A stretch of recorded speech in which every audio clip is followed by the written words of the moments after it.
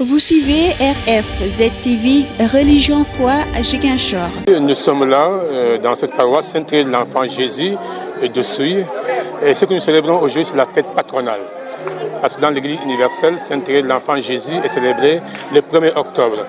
Mais pour notre communauté chrétienne, nous organisons une fête familiale ensemble avec tous ceux qui viennent vivre avec nous ce moment, la fête paroissiale. Donc nous sommes là aujourd'hui pour honorer notre sainte patronne. Rappelons-le qu'ici à Oussouye, depuis 1924, cette paroisse a été érigée sous son patronage.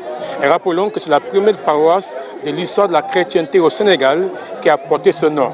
30 ans après, Saint-Thérèse de l'Enfant Jésus de Dakar. Nous avons 102 ans, Saint-Thérèse de l'Enfant Jésus de Dakar, ils sont à 72 ans maintenant d'histoire. Ensuite, dans le diocèse de Saint-Louis, il y a eu d'autres paroisses qui sont venues après. Donc, Sainte-Thérèse a fait un siècle plus 2 ans cette année. Nous sommes donc heureux qu'après avoir célébré en 2024 le jubilé, aujourd'hui, comme chaque année, nous célébrons la fête patronale. Quel est son sens particulièrement? La fête patronale est d'abord une fête de famille, parce qu'une paroisse, c'est une entité familiale dans laquelle enfants, jeunes et adultes, chacun trouve le cadre de l'expression de sa foi chrétienne. Organisée autour d'un curé, des prêtres, des religieux, des religieuses, et autour d'un conseil pastoral paroissial et tous ceux qui prennent des responsabilités pour organiser la communauté chrétienne. Aujourd'hui, c'est une action de grâce. Action de grâce pour les dons que nous avons reçus de Saint-Thérèse de l'Enfant Jésus. Et nous avons voulu en même temps faire une action de grâce à certains couples jubilaires. Ceux qui sont mariés depuis 50 ans, depuis 30 ans, 25 ans, 40 ans ou même 10 ans de mariage.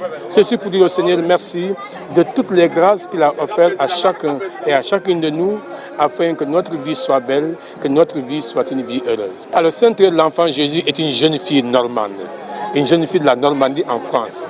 D'ailleurs, quand vous allez à Lisieux, vous voyez encore la maison dans laquelle son papa a vécu. C'est pourquoi d'ailleurs dans les jardins, vous verrez à côté que j'ai mis une image. Derrière cette image de Sainte-Thérèse, il y a une maison. Cette maison, c'est la maison dans laquelle Sainte-Thérèse a vécu à Lisieux et qui est actuellement, ou que j'ai eu la grâce de visiter encore aujourd'hui, cette année au mois d'août, pendant que j'étais en France. Et c'était une jeune fille très fragile, une jeune fille qui est morte à 24 ans, et une jeune fille qui a offert toute sa vie en amour.